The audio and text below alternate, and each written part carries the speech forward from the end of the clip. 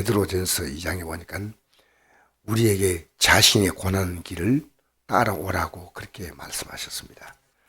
베드로전서 2장 21절 이를 위하여 너희가 부르심을 받았으니 그리스도 너희를 위하여 고난을 받으사 너에게 뿔을 끼쳐 그 자신을 따라오게 하려 하셨느니라. 오늘 그리스도인들은 고난을 싫어합니다. 그래서 제가 요즘에 와서 이제 예수 믿는 길을 뭔가 하는 것을 조금씩 느껴가는 것 같아요. 주님과 따라가는 길은요, 고난이 없는 길을 가기를 원하는데 우리가 일부러 고난의 길을 갈 필요가 없습니다. 그러나 일부러는 갈 필요가 없지만 주님이 오라는 길을 가야 됩니다. 그래서 우리 선배들이 1년 365일 가운데서 매일매일 주님의 고난의 발자취를 못 따라간다 하더라도 1년에 11초, 그죠? 이게 뭐 성경에 사순절 지키라 이런 말씀은 없습니다. 1년에 10분의 1을, 그러니까 1년에 365일 아닙니까? 근데 사수니까 40일이죠, 그죠? 그렇다고 36.5일 하면 안 되지 않습니까? 어쨌든 나름대로의 11조를 주 앞에 드리자. 최소한의 정성을 드리자. 이런 마음이에요. 근데 우리 새벽기도 저는 그래요. 하루에 11조라고 생각하는 마음으로 이 새벽기도를 드립니다. 새벽기도. 하루 24시간 가운데서 내가 하나님께 드린다. 그러니까 구약에는 아침과 저녁에 2번 드렸죠. 정확히 11조예요. 어떤 의미에서는 보면. 근데 지금 우리 고난의 주간에 우리가 아무 생각 없이 부활절 맞는 것은요, 1000만 번 와도 소용없습니다. 부활절이. 진짜 부활절이 우리 가슴에 와닿아야 부활절이죠. 야, 내가 작년보다 올해는 신앙이 달라졌다. 올해는 정말 이 부활의 신앙을 향해서 한 걸음 한 걸음 다 가야 합니다. 다 가야 합니다. 예수님이 3년 반 동안 제 아들을 가르칠 때 십자가의 길을 가르쳤습니다. 왕이 된다는 말 한 번도 한 적이 없습니다. 근데 예수님이 예루살렘에 입성할 때 뭘 타고 옵니까? 나귀를 타고 들어오시죠. 그죠? 나귀를 타고 들어올 때 그들은 어떻게 생각했냐면요, 우리를 진짜 구원할 왕이 온다고 생각했습니다. 그럼 왕이 온다면 나귀를 타고 오면 안 됩니다. 나귀는 집을 매는 짐승 아닙니까? 전쟁에 서는 게 아니거든요. 이게 어미 나귀와 새끼 나귀가 있는데 아마 둘을 끌고 온 걸 보니까요, 분명히 성경에 이렇게 나옵니다. 보니까 스가랴서 9장 9절에 이런 말씀이 있습니다. 한번 읽어볼까요? 이 구약이 예언된 날 사건이거든요. 시작. 시온에 따라 크게 기뻐할지어다.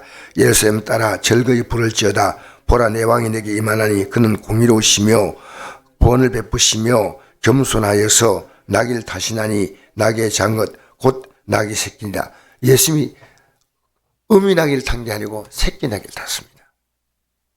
그러니까 어미를 데려온 것은 이 새끼 나귀가 어미가 가면 따라가지 않겠나. 그렇게 제가 보니까 학자들이 대충 이렇게 번역을 해놨더라고요.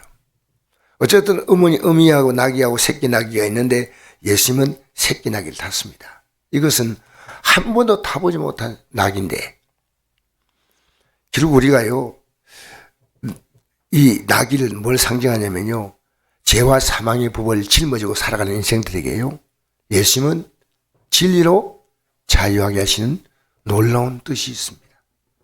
한 번도 타보지 않은 나귀. 예수님은 이 땅에 한 번도 누구도 해보지 않았던 일, 인간을 죄와 저주와 사망에서 우리를 건져내신 줄 믿습니다. 그래가지고 사람들은요, 뭐 자기 옷을 깐다는 것은 열왕기하 9장 13절을 보니까 애우를 영접할 때, 애우 왕을 영접할 때 이렇게 했습니다. 무리가 각각 자기 옷을 급히 가져다가 섬돌이 곧 애우의 밑에 깔고 나팔을 불며 이르되 애우는 왕이라 하니라. 이게 이제 그 당시 풍습이에요. 예수님은 우리를 구원할 십자가를 달리신 분이 아니고 그건 전혀 관심이 없어요. 예수님이 가신 이 길은 우리나라가 잘 된다는 겁니다. 여러분, 이것도 우리 지금 대한민국에 똑같은 상이 아닌가 생각을 해요. 우리는 우리나라가 잘 돼야 됩니다. 그런데 기독교는요, 이 나라가 잘 되는 것과 관계없습니다. 이 나라, 지금 로마 나라에 속박을 당하고 있는 이들은요, 드디어 예수님이 해방시킬 줄 알았는데 아니었어요. 그래서 이렇게 예수님을 환영하던 무리들이 나중에 뭐라 말합니까? 예수님을 금요일 날 어떻게 외칩니까? 십자가에 못 박으라고 합니다. 싫다는 겁니다. 오늘 진짜 복음은요, 교회에서요 홀대당합니다. 무시당합니다. 진짜 복음은요 오늘 박수를 받지 못합니다. 우리 이 예수님의 제자들도 나중에는 전부 다 도망가죠. 다 도망가고 그들이 예수님 말씀을 마지막 생각한 것이 뭐냐면 내가 떠나거든 내게 약속한 걸 기다리라 하니까 그 말씀에 가서 다락방에 모여서 120명이 기도하다가 성령 받고 비로소 이 진리를 깨달았습니다. 이 진리를. 그러니까 우리가 진짜 예수님이 난리의 십자가에 달리셨다는 것이 분명하다면 그 믿으냐면 여러분 성령 이름을 임한 거예요. 성령 임하는 방식은 여러 가지 있어요. 뭐 방언을 꼭 해야 된다. 그거 아닙니다. 방언 얼마나 안 할 수 있습니다. 어떤 식으로도 성령은 은사 가운데 방언 하나거든요. 우리는 이 성령의 역사가 와야 이걸 깨닫습니다. 그리고 이 성령의 역사가 와야 이 말씀이 깨달아지는 겁니다. 그 말씀이 깨달아져야 하는데 예수님이 어떻게 하시냐면 결국 우리 한번 읽어볼까요? 요한복음 12장 13절 읽어봅시다. 시작. 종려나무 가지를 가지고 마저 나가 외치되 호산나 찬송하려다 주의 이름 오시는 이 곧 있을 왕이시여 하더라. 이 왕이라. 그 종려나무 가지를 막 예수님을 환영했습니다. 그러니까 예수님은 그들은 우리를 죄에서 구원하기 십자가에 달리신 우리를 구원하실 왕으로 생각한 게 아니고 이 국가적으로 지금 로마 나라에 몇 년 동안 압박받냐면 90년 이상 압박받아. 90년. 그냥 그들은 정말 로마 정부가 그들이 가진 것을 다 수탈하여서 얼마나 피폐하겠습니까? 그러니까 왕이 온다. 왕이라고 생각해요. 근데 주님은 이렇게 하시고 난 다음에 다음날 성전에 들어가십니다. 이게 고전 사건이고 다음 사건은 성전에 들어가셔서 성전에서 매매하는 모든 사람을 내쫓으시며 돈 바꾸는 사람들의 상과 빌기 파는 사람들의 의자를 둘러버시고 그들이 이르시되 기록된 바 내 집은 기도하는 집이라 일컬음 받으리라 하였거늘 너희는 강도의 속을 만들었도다. 여러분 성전이 기도하는 집이다. 이 뜻을 바로 아셔야 됩니다. 만약 여러분이 들은 말씀이 기도가 되지 못하면 여러분 예배당에 죄송합니다. 이 표현 자체가 적당할지 모르겠어요. 괜히 나온 거예요. 괜히. 하나님 말씀을 들려주면 우리가 아멘이라고 반응하는 거 아닙니까? 그게 기도입니다. 하나님 말씀하셨습니다. 그러면 회개가 기도고요. 그 다음에 내가 이렇게 살도록 도와달라고 간구하는 게 기도고요. 내가 이렇게 살도록 필요한 것이 뭐냐? 때로는 이제부터 믿음으로 살라니까 필요한 게 많아요. 몸도 건강해야 주 앞에 나올 수 있을 거 아닙니까? 몸도. 하나님 옆에. 이게 복음을 전할 때 뭘 특별한 기적을 베풀 때요. 주님 병을 다 고쳤어요. 왜? 병이 있는 상태에서는 주를 제대로 섬기기가 너무나 힘듭니다. 그래서 병을 고쳤어요. 그래서 여기 보니까 이사야 56장 7절에 한번 같이 읽어볼까요? 다시 시작. 내가 곧 그들을 나의 성산으로 인도하여 기도한 내 집에서 그들을 기쁘게 할 것이며 그들의 번제와 희생을 나의 제단에서 기꺼이 받게 되리니 이런 내 집은 만민이 기도한 집이라 일컬음이 될 것임이라. 아멘. 기도하는 내 집에서 기쁘게 한다는 말은요, 응답한다는 겁니다. 그런데 이 성전을 그들은 장사했습니다.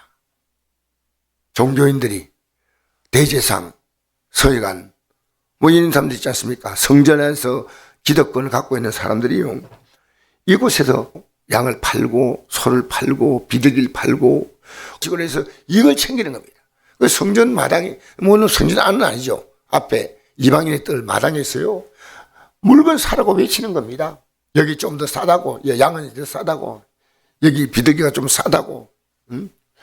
그러니까 이 모든 것을 보면서 우리 주님은 십자가에 달리시기 전에 이 성전이 성전의 기능으로 돌아가야 한다 하셨습니다. 여러분, 오늘 우리가요, 우리 성곡교회가 성전의 기능을 돌아가도록 여러분이 적극적으로 나서셔야 됩니다. 성전이, 여러분, 강도의 소굴이 뭔지 압니까? 강도의 소굴. 마귀가 역사하면 강도의 소굴이에요. 이 세상은 뭡니까? 강도의 소굴이에요. 이 세상은요, 너무나 문제가 많은 세상입니다. 그런데 우리가 하나님 앞에 나와서 말씀을 들으면요, 이제는 빼앗기지 않습니다. 왜? 진리로 자유함을 얻는 겁니다. 속지 않습니다. 속지 않습니다. 진리란 바른 것입니다. 우리가 틀린데 지금 속고 있다는 겁니다. 바른데. 그래서 예수님께서 하신 말씀 있죠. 요한복음 10장 10절 시작. 도둑이 오는 것은 독질하고 죽이고 멸망시키는 것뿐이요 내가 온 것은 약으로 생명을 얻게 하고 더 풍성히 얻게 하는 것이다. 아멘.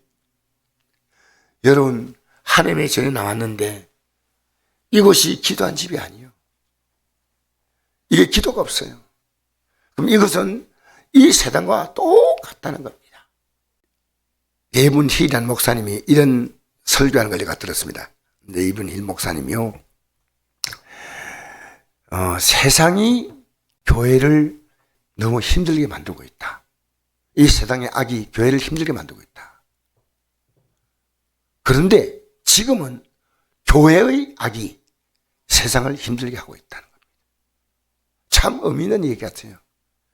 이 교회 안에가요, 오히려 교회 안이 세상보다도 더 안 좋을 수 있다. 이것이 레이니 레븐 힐 목사님이 한 설교에서 제가 들었습니다. 여러분, 우리는요, 이 교회가 진정한 교회로 돌아가야 합니다. 진정한 기도하는 집으로, 기도하는 집으로, 그 기도하는 집으로 만드는 것을 우리가 모두가 힘을 써서, 우리 고난주간 아닙니까? 우리 고난주간 시작하면서요, 여러분 기도함으로 우리는 생명을 얻되 풍성히 얻는 그런 결과가 있어야 됩니다. 할렐루야. 빼앗기는 것 되면 안 됩니다. 나는 하나님 은혜 가운데서 점점 더 하나님이 주시는 풍성함으로 채워지는 것. 오늘도 이 아침에 기도할 때 우리 성곡교회가 노력하고 있지만 그런 교회가 되도록, 우리의 가족들이 이 성전을 이렇게 생각할 수 있도록, 이 성전이 우리 예수님이 이게요, 너무나 중요한 문제였기 때문에 월요일 날 아침에 이 성전에 들어가서 일하셨습니다. 그리고 이때부터 예수님을 죽이려고 음모한 기록이 또 나오더라고요. 성경을 보니까. 여러분 말씀을 들으면 그 말씀을 따라 충분하게 기도하면 하나님 여러분의 길을 들으시고 풍성한 응답을 줄 줄 믿습니다. 우리는요, 이 말씀 붙들고, 어제도 제가 말씀 전했죠.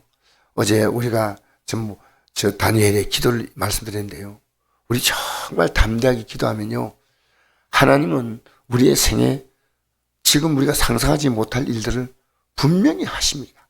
분명히. 저는 하나님이 내 삶에 다가오는 아주 작은 사건도요, 하나님의 섬세한 계획이 있습니다. 아주 작은 사건도 놓치면 안 됩니다. 하나님의 세미한 음성을 엘리야처럼 들어야 됩니다. 세미한 음성을 이 아침에 이 말씀을 통해 회복되면서 제일 중요한 건 여러분의 심령 성전이 기도한 집이 되어야 됩니다. 할렐루야. 내 심령 성전이 언제나 기도하는 사람.